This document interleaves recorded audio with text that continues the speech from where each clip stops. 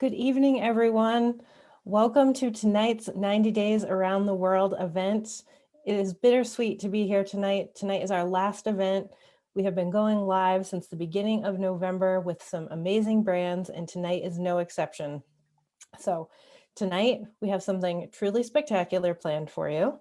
So we are honored, thrilled to have Dana and Renee from the Duckhorn family with us tonight. So for those of you who are familiar with Duckhorn Wines, the Decoy brand is also a part of that family and 8 other brands. So technically tonight we have 10 brands for you from California and Washington. So we're ending on a high note. Technically we have 10 brands on for you tonight. So we're so excited. So tonight on the line, we have Dana, the head winemaker for Decoy. She's also the VP of winemaking for Sonoma and Mendocino Counties. We also have Renee. Renee is an acclaimed winemaker and VP of winemaking for the Napa Valley. Also on the line tonight, we have Danielle, the New England Regional Sales Manager for the brand, Chad, our wine marketing specialist, Colin from the Martinetti team, and you have me, Caroline, and Sean. So it's a twofer. Normally you only get me or Sean, but tonight you get both of us. So we're so excited to have Dana and Renee with us tonight. They have a great little presentation that we're going to go through. If you have any questions, please go ahead and leave those in the Zoom chat or in the comment section on Facebook. We'll be answering everybody's questions tonight. We're just so excited. Thank you for everybody who is here tonight. I see a ton of regulars on the attendee list tonight. Some of you guys have been with us for all 60 of our events these past couple of months. So we appreciate you joining us and we're so excited for tonight. So without further ado, Dana, Renee, the floor is yours. Let's have some wine. It's Friday night.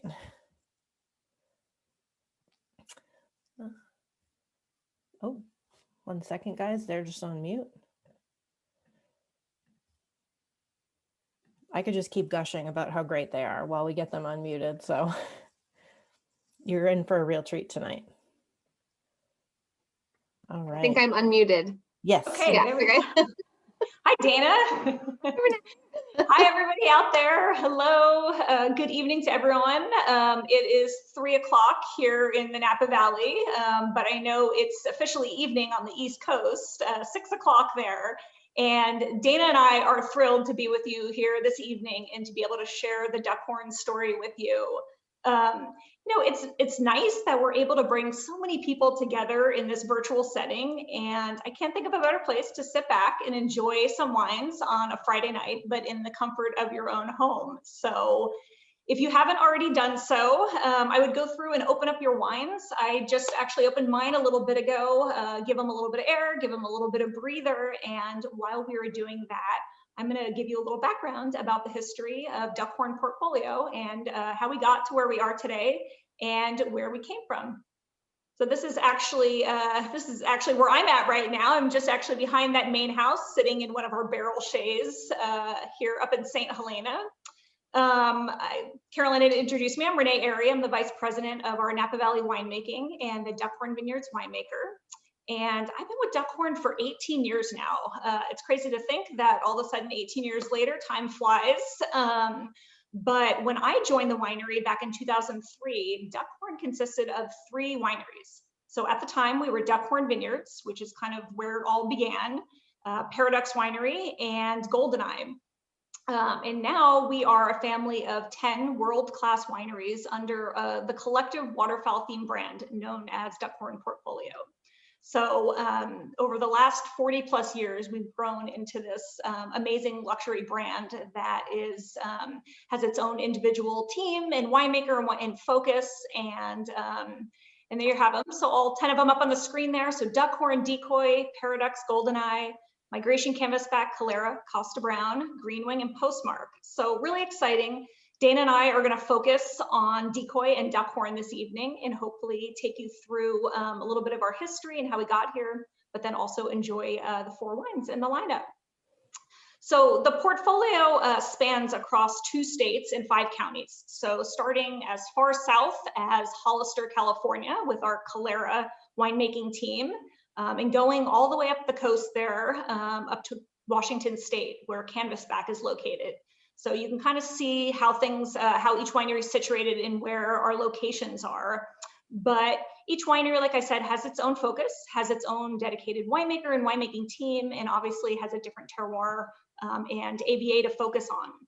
So Duckhorn, it's a family name. So for those of you that don't know, our founders are Dan and Margaret Duckhorn. And we were founded back in 1976. And their vision back at that time was really to make world-class wines. And here in the valley, here in the Napa Valley, they're native to California, and they were huge Bordeaux fans. And they had traveled to Pomerol and Saint-Emilion to really just spend some time and expand their knowledge, and really fell in love with Merlot as a varietal. Dan was, he was just fascinated with Merlot. He was fascinated with the kind of food-friendly nature and versatility of Merlot as a varietal. And when they returned to Napa, they linked up with two brothers. John and Sloan Upton were their names, and they owned the Three Palms Vineyard. So this is a vineyard that is a core part of our program now, but really what kind of helped put us on the map initially. And the Upton brothers and Dan and Margaret kind of formed a relationship early on and became friends, and we started buying fruit from the Three Palms Vineyard. Our first vintage was released in 1978, and that consisted of 800 cases of Three Palms Merlot and 800 cases of Napa Valley Cab. Dan used to load up the back of his car, the trunk of his car, and spend this time driving up and down the coast of California, selling wine out of the trunk of his car, which is kind of funny when you think about it now, because, you know, we tell you not to put wine in the trunk of your car, but, you know, this was, 40 plus years ago. But Dan's kind of a character, and he has a great personality, and he developed quite the following in doing this kind of coastal driving and selling wine out of the back of his car. And so he developed a following, and our wines developed a following, and we really became known as a luxury Merlot producer. And at the time, nobody was focusing on Merlot as a standalone varietal. People were really using Merlot as a blender grape, and so it was, being incorporated into Cab and Cab Franc and Petit Verdot blends, but rarely was it used kind of as its own. So this is something that really kind of helped set us apart from everybody else out there.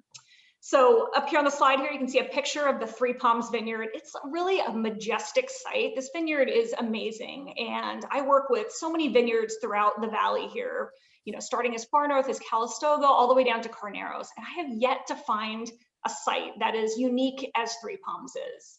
And there's a couple things that really helps kind of differentiate this vineyard in terms of just its own site, but also what it does for Merlot.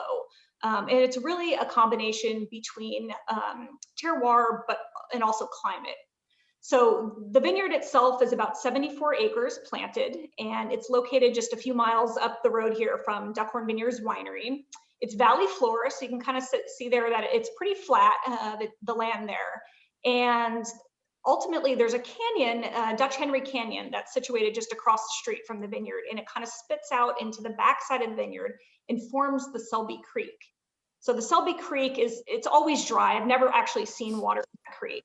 But what happens is the cobblestone that forms that creek really kind of just bleeds off into the vineyard and really forms the terroir there. So when you're walking out on that site, it's almost 100% deconstructed rock. There's very little topsoil. So what that does for the vines is that it helps kind of drive those roots down deep in search of water, and just really allows them to stress the vines. And it drives this beautiful concentration. You get a lot of intense red fruits, a lot of minerality, and kind of wet stone notes coming through in the wine. And it's just really unique.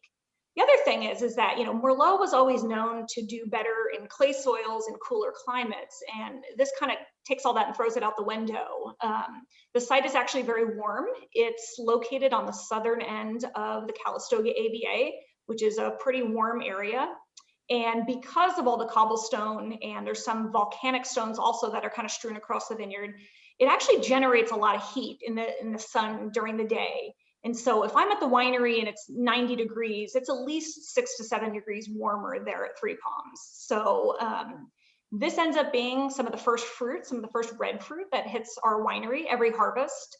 And the great part about that is I rarely have to, I don't get concerned about the fruit at this site not getting ripe. So even in a really cool year, the fruit always gets to optimum ripeness, which is a definite plus for winemaking. So our first vintage, as I said, came out in 1978, and for the first 3 years, we focused on red Bordeaux wines. Then in 1982, we added a Sauvignon Blanc onto our portfolio, which was really exciting. Sauvignon Blanc is, our Sauvignon Blanc is one of my absolute favorite wines, not only to drink, but also to make. So this is the first wine of the lineup this evening. So if you have your glasses handy, I invite you to join in tasting at this time. But our Sauvignon Blanc is a little bit different than what you see out in the market. Most of the time, Sauvignon Blancs are 100% Sauvignon Blanc. This one we make in a little bit more of a traditional Bordeaux style.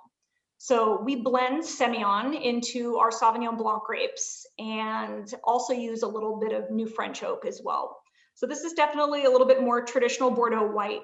But what that does for the blend is it adds this like nice weight and dimension to the blend. It adds a little bit more silkiness, a little bit more complexity, and but still allows it, you still get this nice crisp and refreshing notes. You get a lot of citrus tones paired with some riper tropical notes, and it ends up being this kind of nice balance of weighty but also crisp and refreshing. So the fruit for this program comes from, we work with some great growers throughout the valley, some of which that, we've been buying fruit from for 30 plus years since the original release in 1982. But we also have 5 acres planted around the estate winery here. That's a combination of Semillon and Sauv Blanc. So that kind of forms the core of this program. So this wine, like I said, it sees a little bit of oak, and most of the time we apply that just to the Semillon portion of the blend. Usually ends up being about 8 to 10% of the blend. And again, really not wanting to see any of those oaky notes coming through in the nose or overtly, but just kind of this nice little, a nice little bit of weight and dimension and complexity to the blend. So this wine is, like I mentioned, it's one of my favorite wines to make, and they're the first grapes that hit the winery in our white program. And every vintage, when the first Sauvignon Blanc comes in the door, we always do this blessing of the grapes, which is so cool. It's something that Dan and Margaret did in the early years. We kind of, we don't really bring in a priest or anything, but we kind of do a toast, and it's together as a team, and it's just a great way to kind of kick off the vintage. And my favorite part about seeing the Sauvignon Blanc come through the press is that there's always these great aromas that are kind of permeating throughout the winery, and it's a lot of fun. So this wine, I would expect to see a nice balance of citrus notes. There's a lot of like lime and kind of lemon cream coming through, a little bit of lychee and kind of riper peach, and then a splash of kind of like white flowers coming through. But ultimately, great, crisp, refreshing. It's perfect pool wine. I like to kick off pretty much any dinner with Sauvignon Blanc in my hand. It's like whatever I'm having first, that's kind of how I start off my night. So this is definitely a favorite of mine. So, and Renee, yeah. Renee, what would you say that the Semillon adds, in your opinion, aromatically to the blend? Semillon is not an overly aromatic varietal.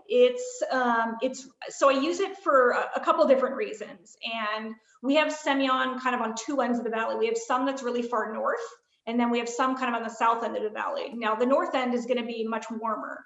And so that's going to bring a little bit more of that weight and silkiness and viscosity to the blend. So you're going to get that weight from the riper notes. But the Semillon that we pick on the southern end of the valley is going to be a much lower sugar. It's going to be less ripe, and it's going to be nice and bright, and it's going to help kind of keep the alcohol levels down. So I kind of use it in 2 parts, but it's ultimately a great counterpart to the Sauvignon Blanc piece of the blend. Great. So Dana, I believe this leads us into the first Pinot and a little bit about the Decoy story. Yeah, hi everybody. It's nice to be here. I'm currently virtually saying hi from Sonoma County, California. I've been with Duckhorn Portfolio now for about 7 years. And I've been in the industry for about 15 and worked in not only the Central Coast, but Napa Valley and Northern California within Sonoma County as well. So it's been a great ride, lots to learn, lots of great people. I absolutely love the wine industry for the camaraderie that we have as a team and with everyone involved, from vineyards to winemaking. So just a labor of love for me. So here in front of you is our lineup of Decoy Wines. We have some new exciting wines that I'm going to tell you about, and then we have our core wines that actually started in 1985. So when we started Decoy, it was actually a second label to Paradox and Duckhorn from the Napa Valley. It was a Napa Valley based red blend, and it quickly became very popular for its quality and classic style and its very friendly price point. And in 2008, we actually released 5 of the red varietals. And then in 2009, that was followed by our Sauvignon Blanc and Chardonnay. So since then, as you can see in the lineup, we've added our rosé, which is a Provence style rosé. It's based from Syrah, Grenache, Carignan, and a little bit of Vermentino. So really bright, nice fruit, a lot of texture on the palate. And then within the last couple of years, we've launched and released our sparkling cuvee, which is a method champenois tradition style sparkling. So that's been really popular, a personal favorite of a lot of our Duckhorn employees. So a nice add-on to the lineup. And then most recently, within the last year, we've actually launched a new tier to the Decoy series, which is our Decoy Limited tier. So you might be seeing this in your local wine shops or grocery. It is a dark blue label with gold font, and it's called our Decoy Limited series. So we have, it's a sub-appellated series focused on Napa Valley, Cabernet Sauvignon, and a red blend. And we have Pinot Noir and Chardonnay from the Sonoma Coast. Another fun little tidbit that I wanted to note is that we just launched our Decoy Seltzer. So this is going to be a premium seltzer product. And I have a can to show you here. I think there's a slide. Oop. Oh, this looks funky with the zoom. There we go. Yeah, that's better.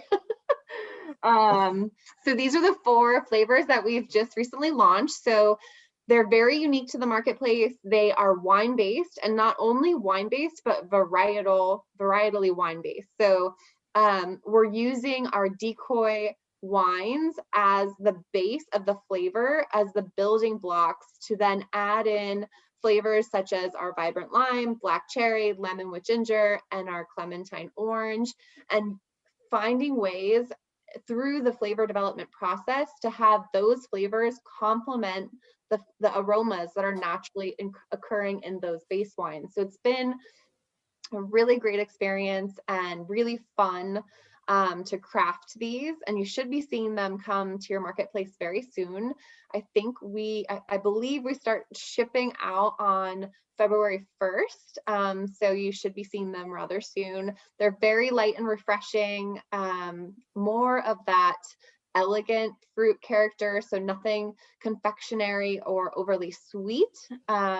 They're vibrant, have nice acidity, and kind of trend towards that more on the citrus end. So for the lime and the lemon, more of that vibrant sort of zest character to the flavor, and then that blended with more of a botanical note.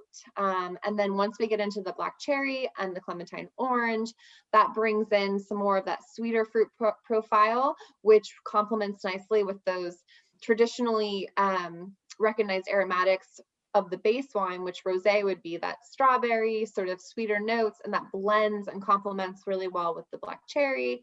And then we have our clementine orange with the Chardonnay, which we went more in the direction of sort of a floral note, like a orange blossom, and that complements really nicely with the aromatics from the Chardonnay, which happen to be more in that stone fruit, apple, citric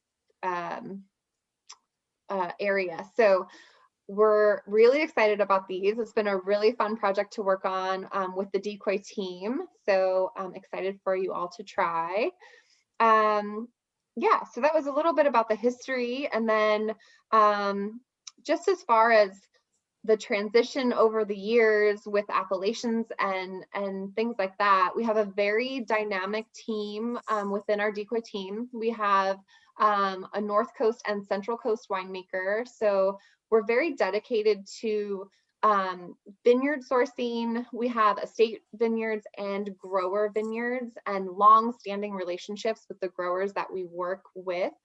And I think the key to Decoy's success, hitting that consistent quality mark year over year, is coming from the vineyards. So most of our work happens in the field, so happens in the vineyard. We work with our growers and estate vineyards to make sure that at the end of the day, the style of the wine that we're creating is going to be consistent and in line with our other Duckhorn wines in the Duckhorn portfolio. So, and what I mean by that is refined and classic in style. So nothing overly manipulated or overly extracted. We're just looking for a really balanced profile.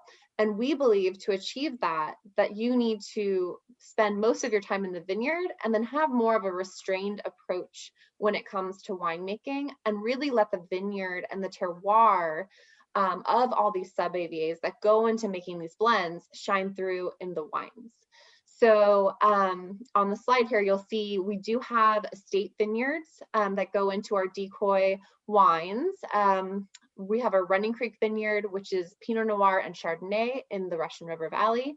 We have our Ridgeline vineyard, which is shown on the screen here and behind me as well. And this is Cabernet Sauvignon focused. We also have a small percentage of Tempranillo grown on this vineyard as well. So really nice concentrated fruit characters and texture because of the mountainside topography. So you're getting great drainage. This is mostly dry farmed when we can. And so we're just looking for that really nice structure and tannin development from the fruit coming from this vineyard. We also have our Brownell vineyard, which is in the heart of Alexander Valley, which sits below Ridgeline. It's rather close, but on the valley floor. So you're bringing nice, bright fruit, sort of more of that lush mid palate, which makes for a great blending tool when we get to the blending stages of the wine. And then we have our Duncan Peak vineyard, which is in Mendocino County. And we have Syrah, Cabernet Sauvignon, and Sauvignon Blanc planted at that vineyard. So lots of fun to have our estate piece within the Decoy program. And then, as I mentioned before, we have really great long-standing relationships with amazing growers all over the state of California, mostly within the North Coast, but on the Central Coast as well, primarily in Monterey and in San Luis Obispo and Santa Barbara counties. So we're spread out all over, but it's such a small industry. The wine industry is within California, so everything's close. It's a drive away, and it's a lot of fun just to establish all those great connections with amazing growers and get to know everyone's expertise when it comes to growing amazing fruit. So let's jump into the Pinot Noir. My glasses. So this is our, I believe everyone has the 2019 Decoy Pinot Noir. So this is California appellated, and the dominant appellations here are going to be North Coast focused and Central Coast focused. So within the North Coast, we have Sonoma County, which when we first established roots for Decoy, we were within the Sonoma County region. And this brings a lot of dark, rich, sort of raspberry forest floor notes come through, especially from the Russian River Valley, Green Valley in particular. We do source from the Carneros region in Sonoma County, which brings that strawberry, sweet strawberry, and those delicate refined tannin tannins on the finish. And then down in Monterey and Santa Barbara, that brings a lot of that sort of bright cherry, nice texture. So it's been really fun to find select vineyards and select sub AVAs that work really nicely within the blend and see how they all come together on the blending table. So for our Decoy style, we're looking for a really refined approach.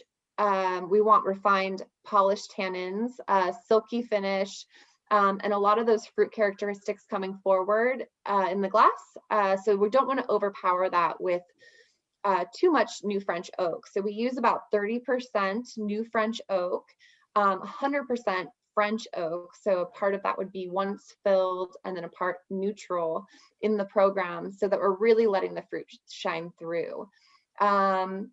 As you can see, we have balanced acidity. So the harvest decisions that we make for this wine, we're picking on the earlier side. So around 23 and a half, up to 24 bricks in the vineyard. And we make every pick decision by taste. So once we start getting closer to that harvest date, we'll be out in the vineyard at least 1 to 2 times a week to make sure we're dialing in that picking decision and that harvest decision to make sure that we're going to hit the profile of the wine at the end of the day. So it's a fun wine to make. Pinot Noir tends to be one of the trickier wines to make, just as it combats with the elements, vintage to vintage, but it's really rewarding as well. So we have a lot of fun with this wine. Hey, Dana, one of the things I love about the Decoy wines is that they're always so approachable upon release. And they're such a great value that I never feel bad about breaking out 1 or 2 a night and maybe every night during the week. How do you get them to be so approachable upon release? It's my favorite aspect about Decoy. Thanks, Renee. Yeah, it's really interesting. So we want them to be approachable, consumer friendly, and what that means to us is that we want to incorporate a certain level of oxygen into the wines. So whether it be our racking protocols for our bigger Bordeaux's, or for Pinot Noir, we tend not to rack, but it kind of goes back to that philosophy of not having too much manipulation at the winery. So with the Pinot Noir, we're just taking care in like I was saying earlier, making that appropriate picking decision and choosing select vineyards that are going to be sort of in that more delicate Pinot, or have those delicate Pinot aromatics and qualities, so that it makes our job easier in the winery. So we're looking not only for vineyards that are more approachable in their profile, but with the Bordeaux's, we like to play with those tannins and different varietals as we blend. So we'll take our Cabernet and blend with Merlot and Petit Bordeaux and Petit Syrah to sort of create that nice consumer friendly drink now quality to the wine. And it's really fun, and we taste quite a bit to make sure that we're going to hit that profile right when the wines are ready to release. So as soon as the wines are ready to release, we say drink now or hold as long as you would like. They definitely will cellar well, but they are meant to drink now as well, which I think makes them really approachable. So it doesn't really scare people off on how long should I cellar this. It's definitely fine to take these wines home once you purchase and consume that night, which makes them fun. Nice. I love the delicate balance between the kind of hints of strawberry and bright cherry notes, and then there's this little bit of a rustic edge as well, which is, I like my Pinots to have a little bit more complexity. It's really showing nicely in this one. Yeah, and I think that's contributed by being able to work with many sub AVAs. So we're able to sort of build that style by the vineyards that we're choosing. So just having that flexibility from a sourcing standpoint. Thanks, nice. Renee. Beautiful. Love it. Okay, so I think we're going to jump into the Napa Merlot now. So everybody has hopefully had a little time for this wine to get a little air and breathe a little bit. You guys have the 17 Napa Valley Merlot in your glass, and this is a wine that we've been making since the mid-80s.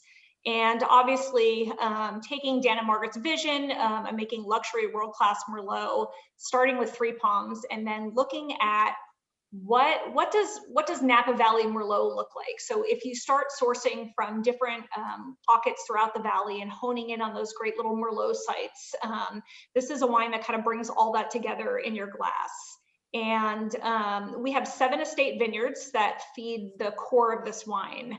And they're kind of located throughout the valley. So Dan and Margaret in the early years realized that land is important, right? Land is one of the greatest assets. And of course, here in Napa, it's almost impossible to find land here. So they invested early on, and we have 7 amazing estate vineyards that really help form the core of this wine. And then we also look to some great growers throughout the valley to also kind of blend in and create a really beautiful, complex Merlot. So starting with the estate vineyards that are a combination of valley floor, but also up on the mountain. So you're going to bring in a little bit of structure for the mountain, more concentration and kind of brighter fruit notes from the valley floor. But then also looking at like the span of those vineyards from the north end of the valley all the way down to the south end of the valley. So the main AVAs that feed this wine, the cooler AVAs are Carneros and Oak Knoll. So these are AVAs that don't really get above 85, 88 degrees, which is pretty cool in terms of Napa climate.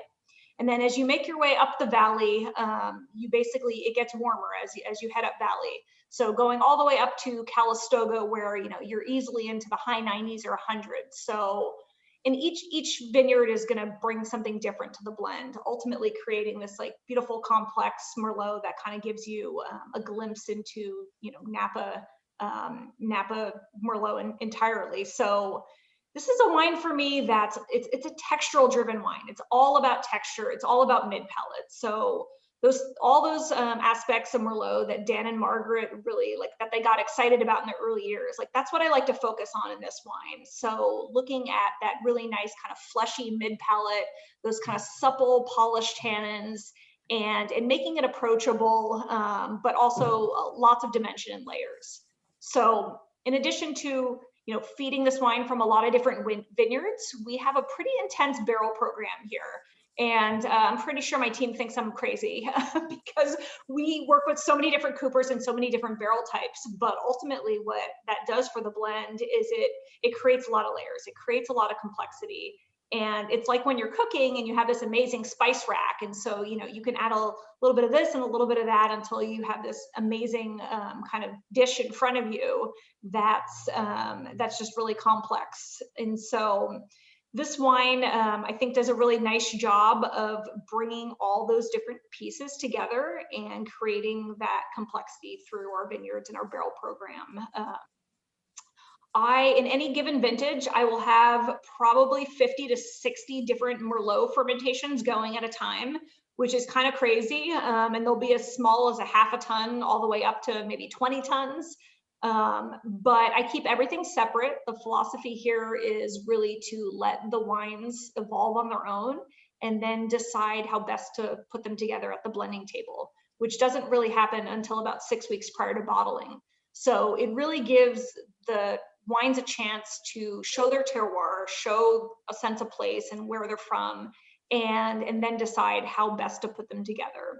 So this wine gets 15 months of barrel aging, and the new French oak is 40%. So really just trying to keep it balanced and not be over extracted and let the fruit shine through. So for this wine, I always see a lot of plum, cherry. There's a really nice brightness that comes through in the 17 vintage. And even though it was a warm year, we got a nice cool down after the first initial big heat wave, and just really allowed for this nice even ripening. And you see a lot of that acidity coming through in not only just the pH of the wine and kind of the overall brightness, but also just the fruit profile. I'm getting a lot of bright cherry, bright plum, red plum, and raspberry, and it's just lush and supple. And this is a wine that's going to be incredibly versatile. It's going to be able to pair with so many different foods. And so because of that, it's funny. My husband is a huge cook. He's generally the one that makes dinner, but he's always asking me, what wine should we pair with this? And the Napa Merlot is always one that is like a no-brainer. It always goes with whatever we're making. It's a lot of fun. So invite you to taste it at this time if you haven't already. Yeah, Renee, I have a question for you too. This is one of my personal favorites, and I was wondering if you could speak to the vineyard sourcing here, and if there's 3 palms that goes into this blend, and also just historically over the years. I mean, you've been with the company now for 18 years. Have you seen the oak percentage change driven by just sort of the market style that sort of pushed it one way or another? And did you bring it back to the 40% to really highlight the fruit? And or did it kind of, has it always been that way, or is that a change that you made? Yeah, so those are good questions. So first off, just addressing just the sourcing for this wine. So we have our 7 estate properties. Carolyn, if you would be so kind to just pull up the next slide. Believe we have, there we go. So you can kind of see the 7 different properties that we have and where they're situated in the valley. So starting at the top, it's just over 230 planted acres here in Napa. So like I said, Dan and Margaret really took the time to make some early investments, and these are all estate vineyards that we've had in our portfolio for a long time, which is great. So these vines all have really nice vine age, which allows for consistency from one year to the next. But starting with the 3 Palms Vineyard up in Calistoga, we end up doing anywhere between about 18 and 22% 3 Palms in the Napa Valley Merlot every year. So obviously a huge contributor to this wine. And what that does is, it drives a lot of those red fruit tones, but also brings in some of the structure and complexity of the blend to just make it a little bit more age-worthy. Monitor Ledge Vineyard, which was the next one on the list here, is also in the Calistoga AVA.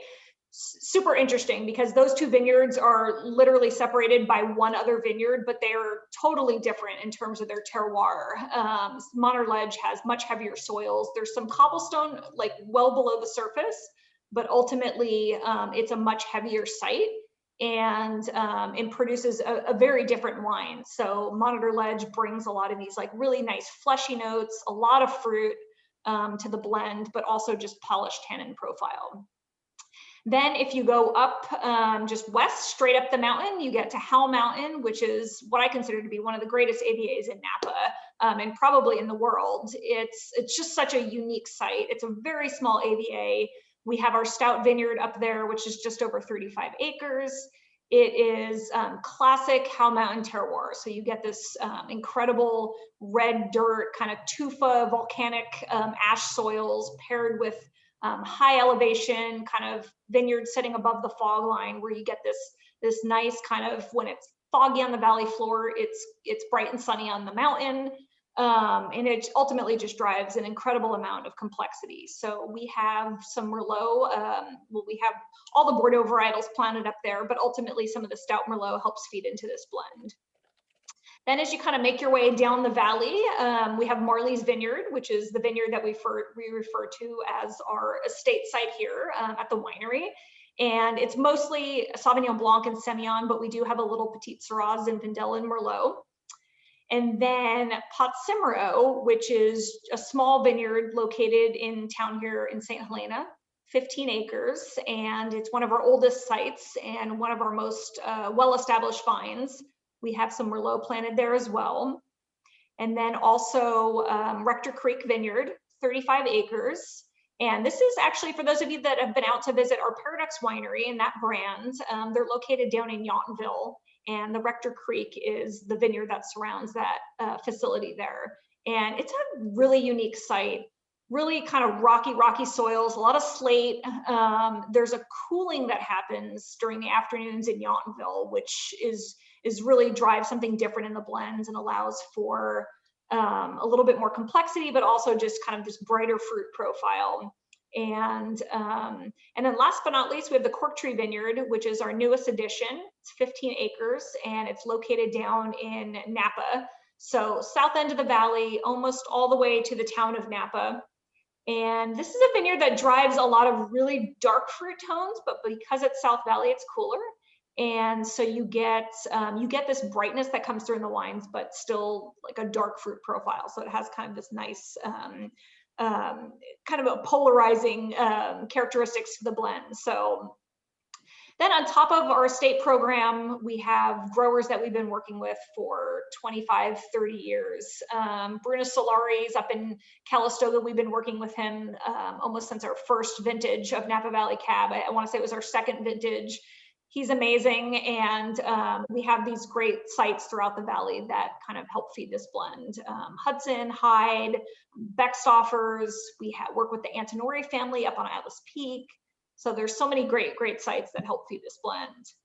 And then I think the second part of that question related to our barrel program. We, Dana, was that the question? Barrel program? I think. Yeah, it was the question about if the barrel program had changed over the years, and if you had specifically designed it to be more restrained at 40%, just in your preference. Yeah, no, that's actually a good question. So when I joined Duckhorn just prior to the 03 vintage, you know, it's early 2000s. It's a very different time. Mark Berenger was the winemaker at that time. And oak was kind of a big deal. People were pretty heavy-handed in their application of oak on wines. That was just kind of the trend of the early 2000s. And a lot of our wines were 100% new French oak. And as we kind of moved out of like the early 2000s and into the mids, I want to say 2007, Bill Nancaro was the winemaker previous to me. And he had really made the decision to kind of start pulling back on the oak and just really, you know, ultimately we want the wines to shine through, right? We want the terroir to shine through, we want the fruit to show, and it's all about balance, right? It's all about finding that middle ground and that harmony with the wine. And so while some of them stayed on the heavier side, we pulled back on quite a few of them, and the Napa Merlot was one of them. So at that time we had moved to 40% new French oak. And I've kept that pretty consistent since then. So I moved into the head winemaking role in mid 2013, but ultimately going into the 14 vintage. And I think this wine is exactly where it should be. I think it shows some really nice restraint. Ultimately, I want to see the oak as a secondary component. I want it to hold the fruit up and really kind of set the framework for the wine without being overpowering and kind of taking over the wine. So, you know, there's been an overall industry trend moving from the 2000s into where we are now in 2021. But I also think, you know, part of that's evolution of winemakers, but also some industry evolution as well. So. Yeah, and I think it works really nicely with Merlot. Merlot being more delicate and sort of softer tannin, can have softer tannins, so it really complements nicely with that 40%. Thank you. Yeah, it's showing really pretty. We still use more oak on our mountain Merlots, but when you get to the valley floor, it can be easily overpowered. It can be quickly overpowered. And so really kind of pulling back on those. So I think it's a nice balance. Yeah. So Dana, Renee, before we move on, do you mind if I ask you a few listener questions? Absolutely. Sure. Awesome. So Sandra is wondering, is the Three Palms exclusively Merlot? So we do a little blending in the Three Palms Merlot. So that vineyard, I'm not sure if I mentioned, so it's 74 acres. I know I talked about that, but it's planted to all 5 Bordeaux varietals, red varietals.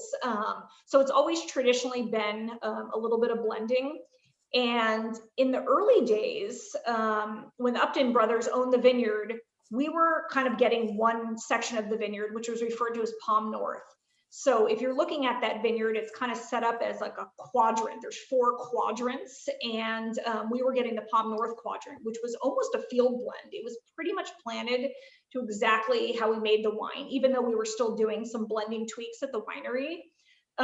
In 2015, we actually bought the vineyard from the Upton brothers. So we acquired it in 2015, which was so cool, right? So after, you know, so many years of working with this vineyard and just really kind of help putting us on the map. It was so cool to finally have that be, you know, an actual Duckhorn vineyard and really the crown jewel of our program.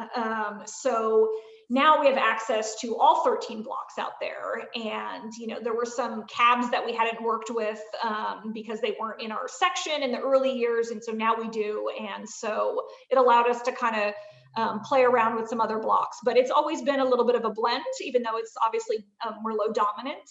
We do blend in some Cab Franc and Petit Verdot. And there's actually a little bit of Malbec out there as well. Yeah. And then Kent is wondering, do you still make the Winemakers blend versions of any of your wines in any of the brands? Winemakers blend versions. I would have to get a little bit of intel on that. I'm wondering what he's referring to. Is this maybe our old, so we used to have an estate Merlot and estate Cabernet. I'm wondering if maybe that's what he's referring to. Maybe he could. All right, Kent, leave some additional intel in the chat and we'll come back to you. Okay. All right, thank you, ladies.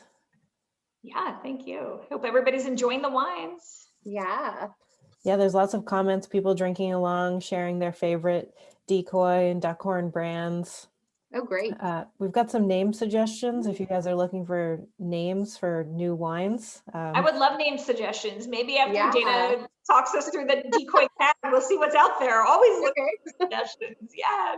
We'll save those for the end. So if anybody else Perfect. has any, leave them in the chat. So our final wine of the evening is going to be our Decoy Cabernet Sauvignon. This is definitely our flagship wine for Decoy. Like I had mentioned previously, we launched Decoy as a second label, and that was a red blend. But really, when we released those 5 red wines in 2008, the Cabernet Sauvignon definitely took off. And I believe the reasoning for that is because of how concentrated the tannin, the texture, the aromatics are, and just the caliber and quality of the wine for the price point. So this is definitely a very friendly consumer price point, and in that drink now style. So it's a really easy grab and go product if you're thinking of something to pair with your dinner for the night and need something on the go. I mean, this is ready to go when you are, which I think makes it really special, but definitely has that refined, reserved, classic quality, and it's not overly sweet, it's not overly extracted. So it's a really nice food wine because it balances foods with that nice acidity and tannin. The primary fruit sourcing here is sort of spread out, but mainly focused in Sonoma County. I had mentioned our estate vineyards that we source from previously. We work with a lot of growers within Alexander Valley and within the heart of Sonoma County, as well as Mendocino and on the Central Coast. So when we do go out to source new vineyards or check in on vineyards that we've been working with over the years, we're definitely wanting to make sure that the vines are balanced so that we can keep that really nice concentration of tannin and aromatics and sort of deep, dark fruit characteristics that we're looking for. So in this wine, what the style that we're trying to achieve is definitely fresh, but it's a darker fruit profile. So we're looking for that blackberry, black cherry, cassis. This has about 35 to 40% new French oak, depending on the vintage and depending how those barrels are playing with the aromatics. So we also take a restrained approach to the oak to let that fruit really shine through. And we're using a blend of medium plus toast so that it's both creating texture, you're getting nice oak tannin that's helping with the mid palate and the breadth of the wine. And then we're using a little bit of medium plus oak, which is adding your baking spice and caramel notes. So Yeah, so really a nice wine. The acidity is pretty bright. We're picking this at about 23 to 24.5 Brix, depending on the sub appellation and what's working well with the soil that the vines are planted on, as well as the topography, and of course, whatever Mother Nature is throwing at us for the vintage, which has been a fun thing to experience year after year. And definitely the main goal with Decoy is to create a consistent wine year over year that's pretty much as seamless as a transition as possible when we move from vintage to vintage. And that goes back to our dynamic team within Decoy. So we have a Decoy North Coast winemaker. I'm the VP of winemaking for Decoy, so I'm on the tasting team with them. We have a Central Coast Decoy winemaker, associate winemaker, assistant winemaker, and we all taste together and pull off each other's palates and our expertise. So we taste everything blind. We want to make sure we're coming in with a clean slate. And before we release the next vintage, we're always tasting that side by side with the previous vintage to make sure that we're going to have consistent quality year over year. So it's very important with this brand, and it's so widespread that we want to make sure that every bottle is perfect, no matter what vintage you're tasting, and you're going to expect and receive that consistent quality. So we can go ahead and taste here. So Dana, while you take a sip, I have a question for you here from Laurel. Okay. So you just talked about how, you want the quality to be the same year after year. And Laurel's question is I'm going to paraphrase for her, but how do you maintain that quality when the weather is so unpredictable? Yeah, and it's been a challenge. And like I had mentioned earlier, Mother Nature is always throwing something at us.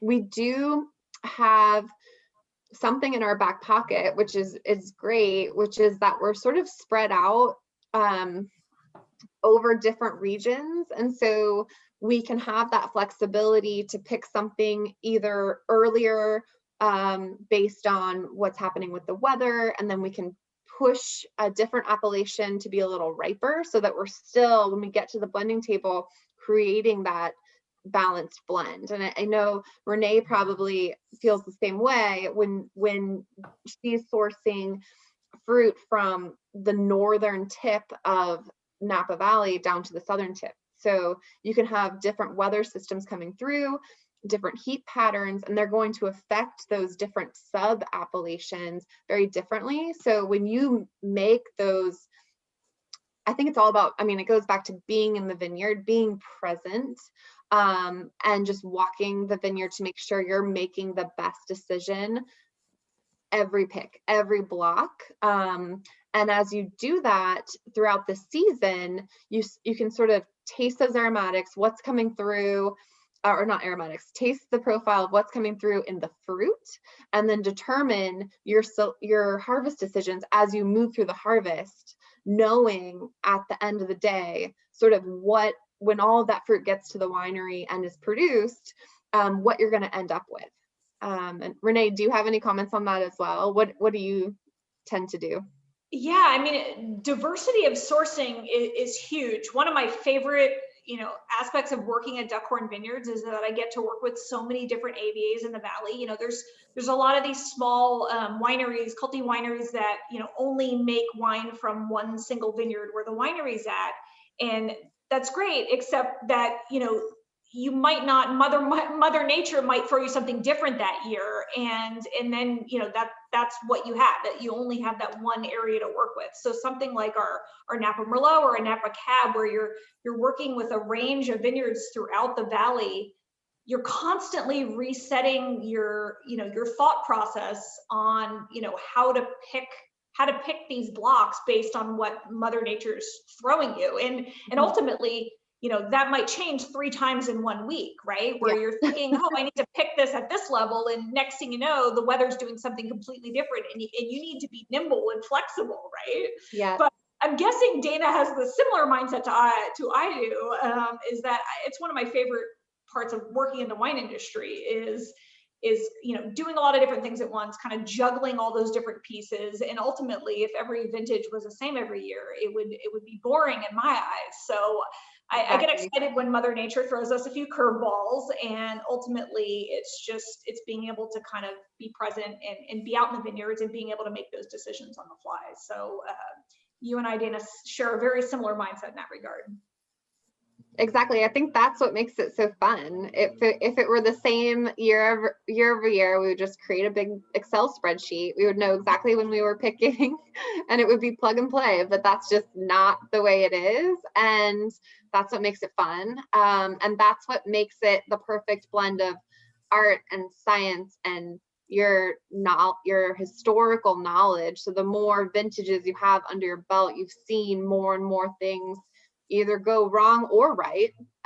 It's all a learning experience. And to be honest, the harder the harvest, the better winemaker I think you become, because you realize, wow, we're capable of overcoming these challenges and we're creating a consistent product, and it shows in our wines. And so it makes me proud to work for Duckhorn Portfolio. I believe that all of our wines across our entire portfolio for all of our different brands are made in this way, and it's because we care. So it really goes back to just having that passion for winemaking, and we have designated winemakers for every brand, and we're really allowed to have that creative flexibility to and we're not handcuffed in any way. So we're really allowed to, or we're expected to sort of work together as a team, use each other's expertise. We talk a lot brand to brand. So Renee and I will talk about what's happening in Napa and with Cabernet and Merlot and Sauvignon Blanc. And then it's great to get Brian Rudine's expertise coming from Canvasback and working with wrangling Red Mountain tannins and how he does that. So it's a collaborative approach to winemaking. And I think even though, we all have our own knowledge and our own experiences, we also have the entire Duckhorn Portfolio winemaking team to pull our experiences together, which makes us, I think, more powerful as a portfolio of brands. And there's just great camaraderie and friendship between us too. So it makes it really fun. Awesome. And Renee, I have another question for you. So David is tuning in tonight and he is drinking along with us, but he accidentally opened the 2017 Duckhorn Cabernet, and he's wondering if you can tell him a little bit about that one. Yeah. So the 17 Cab's one of my favorites. So this is a wine that we started making alongside our first year of Three Palms in 1978. So it's a wine that we've been doing for many, many years. And while we've developed this great following for Merlot, we make quite a few different Cabernets under the Duckhorn brand. And the focus of the Napa Cab is somewhat similar to the Napa Merlot, where it's a combination of our 7 great estate vineyards and also these growers throughout the valley, mountain fruit with valley floor.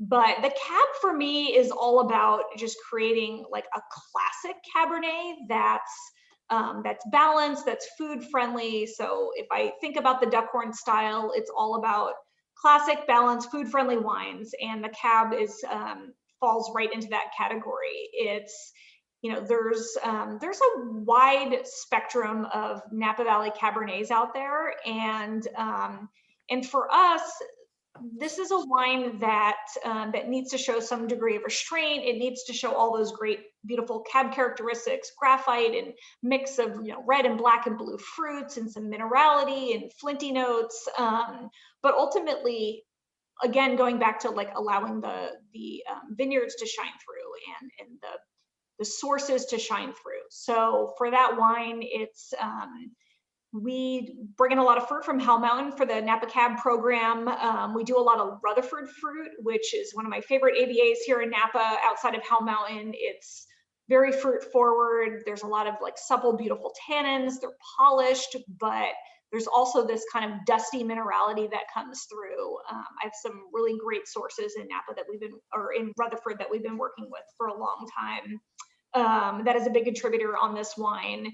And then also Yountville, our Rector Creek Vineyard down at Paradox, and also Three Palms. So I love the Napa Cab. I love that it's more classic. It's not super extracted. It's not, I find that there's a lot of cabs out there in Napa that can be a little bit heavy on the extraction, a little bit heavy on the oak regime. And I really just want to kind of reset the base for that wine and just show a little bit more restraint. So the 17, it was a warm year, and we had this early heat wave that kind of kicked things into high gear, but then there was this nice little cooling trend after that, which allowed for some good ripening. And so I think the 17 is a wine that it's going to show well now, but I think it's a wine that you can also lie down for a good amount of time as well.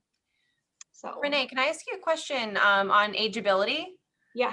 We actually have a guest with us tonight.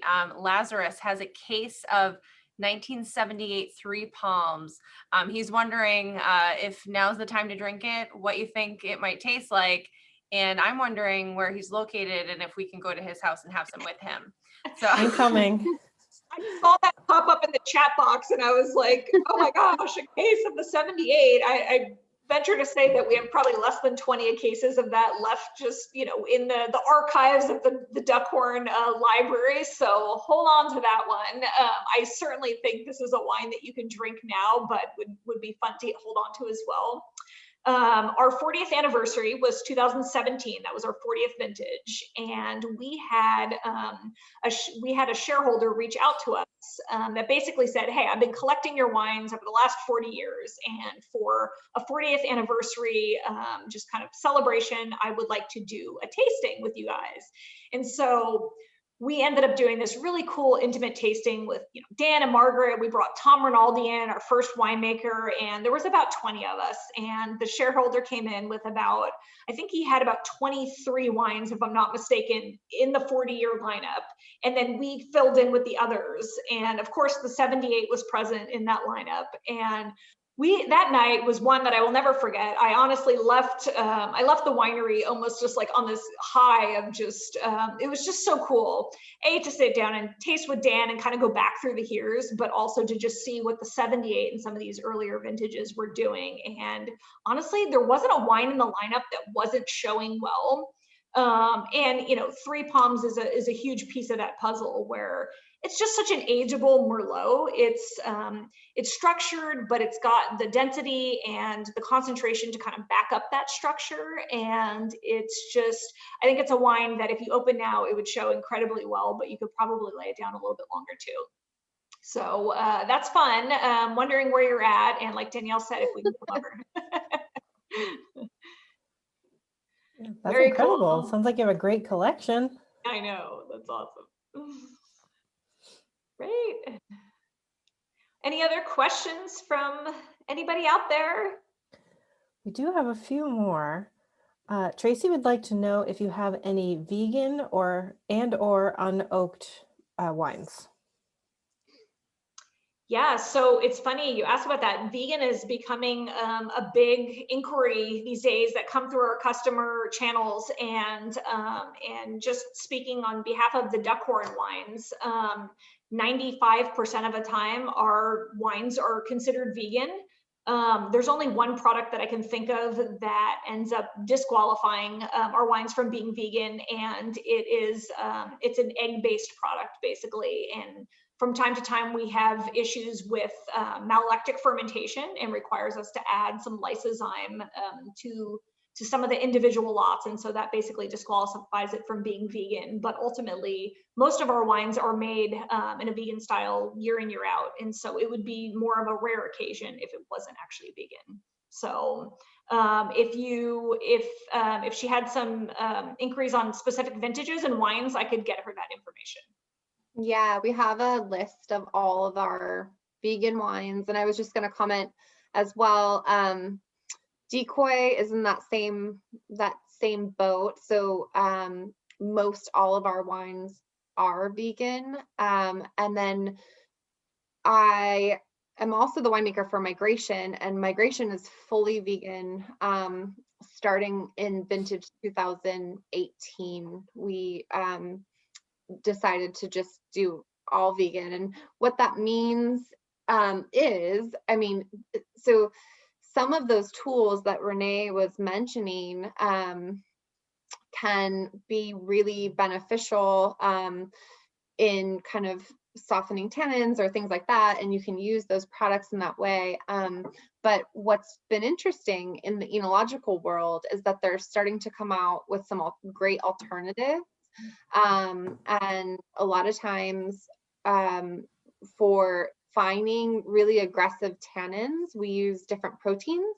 And so there's some new products available if we do have a very challenging vineyard that's extremely tannic. We're able to use potato and pea protein. So, but those are new to the market within the last few years. Which is why Migration, so starting in the 2018, 19, and 20 vintage will be vegan. And I feel like we're starting to go in that direction as new products come to the market that can be used as tools to sort of remedy some unique trouble spots when it comes to the blending table. So I think you'll see more of that, especially from our Duckhorn portfolio. Yeah, I agree. The industry is realizing that they need to come out with alternatives, right, to these products. And the pea and potato protein alternatives are a great one, and one that people are really jumping on board with. So I think you can expect to see a lot more of those. So, which is really exciting. It's a great transition for sure. Yeah. Great. So you guys have so much good stuff going on. You're switching over to vegan, seltzer. What else? What else do you have coming up for us? Hopefully nothing crazy. You've been so busy. I vouch for the seltzer. I just had my first tasting not that long ago, and I was so excited about the seltzer, and Dana kind of hit the nail on the head. They are just this beautiful balance of like bright and fresh, and just there's not this like kind of syrupy weight to them. They're just crisp, and the flavor profiles are really vibrant, and they're, it doesn't have any of that kind of fake fruit notes. But I was really excited about the seltzer when it hit the market, and I've already have so many family members and friends that are really excited to get those into their hands. So it's cool. It's been really exciting. Yeah, it's really fun, and they're only 80 calories, so a guilt-free pleasure. Awesome. Yeah. And then before we move on, I know we have a couple slides left, but Chad, I've got a few questions for you. We've got a lot of chat going on here on Zoom, people inquiring about current Duckhorn and Decoy pricing in our stores, and Chad has been responding, but Chad, I'm wondering if you could just share a little bit of that info for everybody watching on Facebook. And this question might shock you, but people want to know when we're getting the seltzer. So the seltzers are on their way. They are brand new and they haven't actually hit our market yet, but they are coming, and they are coming very soon. This was kind of the premiere of them for the state of New Hampshire, so it's something to get definitely excited for, and they're coming very shortly. As far as pricing, for the wines that we tasted tonight, the Duckhorn Sauvignon Blanc is currently $29.99. The Duckhorn Decoy Pinot Noir is $22.99 regularly, on sale for $20.99. The Duckhorn Merlot Napa Valley, which is by far one of my favorite wines, and it really showcases what Merlot is. I really suggest everybody, if you have not tried this wine, you have to try it. It's normally $56.99, on sale for $49.99. And the Duckhorn Decoy Cabernet is currently on sale for $20.99. It's normally $22.99.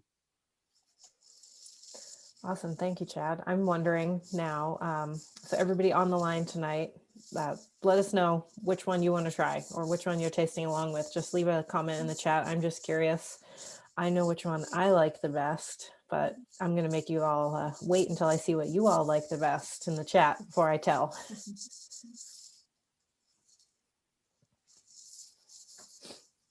So I think we only had a couple slides here, and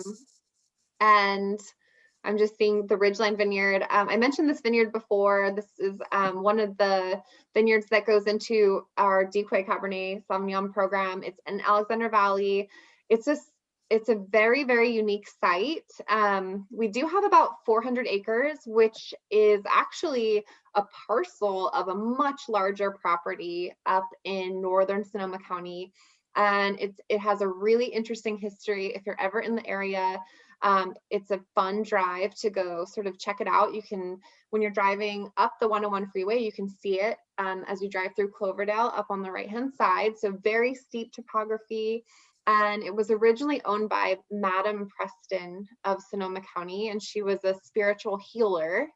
And she had a bunch of different medicinal concoctions that she would make, but sort of known in the community as a healer, and would use alcohol-based medicinal healing methods. So this parcel has a lot of history.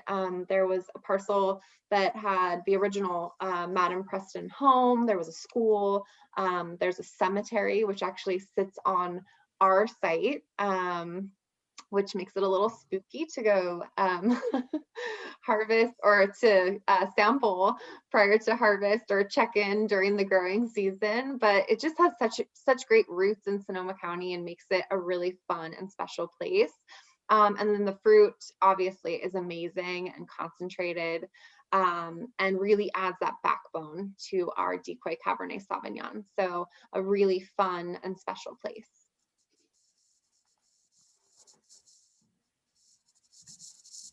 Oh, and that's the last slide. So I'm going to stop my share so you can all see us big again. All right. I just wanted to mention just quickly, Carolyn, that our visitor center just opened back up today, which is super exciting. And obviously I know things are in flux and dynamic at the moment, but we would love to see you all out here in the Napa Valley as soon as we can and host you here at the winery. So yeah, we're so excited to be open again. Yeah, very awesome. exciting. Yeah. So just looking at some of the additional feedback that has come in, it looks like we have somebody from the Copper Door on tonight. So that's a local restaurant here in New Hampshire. It's part of the Great American, I hope I'm not butchering this, part of the Great American Restaurants or Great New Hampshire Restaurants, excuse me. So welcome, Copper Door. Colin just commented about how Copper Door actually has Duckhorn and Decoy wines. So the next time you're out there, get the Porky Tots per Carol Ann's recommendation and a bottle of Duckhorn or Decoy.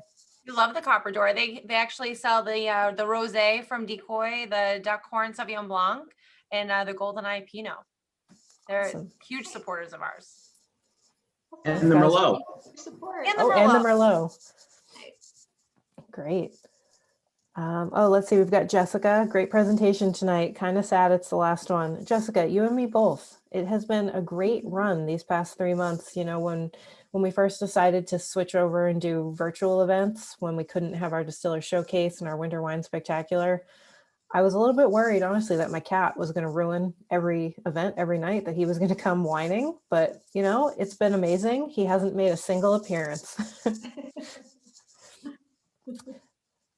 So Dana and I both had to bribe our dogs to leave us alone during this. So. Yeah, mine was pretty good, actually. I've gone on mute a couple of times. He hasn't barked, but he's just groaning over there. That's so cute. And we've got a couple of questions, people wanting the code word for tonight. So those of you playing along with our passport program, the code word tonight, it is one of the brands who we have on the line. It is Decoy. Tonight's code word, worth 200 points for your virtual passport, is Decoy. So for those of you who if you're just joining us tonight for the first time, there is still a chance for you to win any of our prizes as part of our 90 Days Around the World program. So, you know, you're here tonight, so you get 200 points for attending. So you're automatically qualified for a $50 gift card to our stores. So if you want to keep watching some replays are available to earn points until 11:59 p.m. on February 1st. So head over to our Facebook or YouTube to watch some replays, and maybe you'll get an entry for our ultimate home bar, which is a $2,500 gift card to our stores, plus all kinds of fabulous accessories, some one-on-one guidance from Mark, Lisa, and Chad on what to stock your home bar with. So it's a pretty awesome prize, guys. I'm not eligible for it, so that's unfortunate, but it's amazing. So guys, if you don't have any, oh wait, we do have one more question about, oh, how long can I earn points till? So we are going to leave as I mentioned, we're going to leave the points. We're going to let you continue to earn points until 11:59 on the 1st of February. So basically you have this weekend to watch replays. Tonight's event I will have up on YouTube probably by tomorrow morning. It takes a little while to process, but no later than, we'll say, lunchtime tomorrow. And every replay is also available on Facebook right now. As soon as we send it to Facebook, it stays there unless we take it down, which we haven't taken any down. So you can head over to Facebook. Oh, yes. So Tracy here on Zoom, she would like to suggest that you guys name a Chardonnay Waddles. I love it. All right, let's throw that to the marketing team. I like it. Yeah, we'll pass that along for sure. Awesome. So Dana, Renee, thank you so much for joining us tonight. It was so great ending this program with the two of you and your 10 brands. I just love that. I love that we ended it in 2 different states with 10 different brands technically. And you guys are awesome. Your wines are fabulous. Everybody, to paraphrase everybody leaving comments in the chat, you guys are awesome and your wines are very beloved by the people on this call. Thank you. Thank you, Carolyn, and thank you everybody out there. Have an awesome night and weekend. Thanks for having us. Yeah, Awesome, have a great thanks. weekend, everybody. We hope we'll see you at the Winter Wine Spectacular the next time we can have it in person, which hopefully will be next year. Things are looking up, guys. Yeah, looking Most forward to seeing definitely. some people in person. Stay Yay. safe out there, guys. Thanks. Thanks. We'll see everybody later. Chad and I are arranging some live feeds for February into March. So be on the lookout on Facebook and check your emails. So thanks, everybody. We will see you soon. Have a great weekend. We'll talk to you later. Bye-bye. Everyone. Bye, Bye. everybody. Thank you.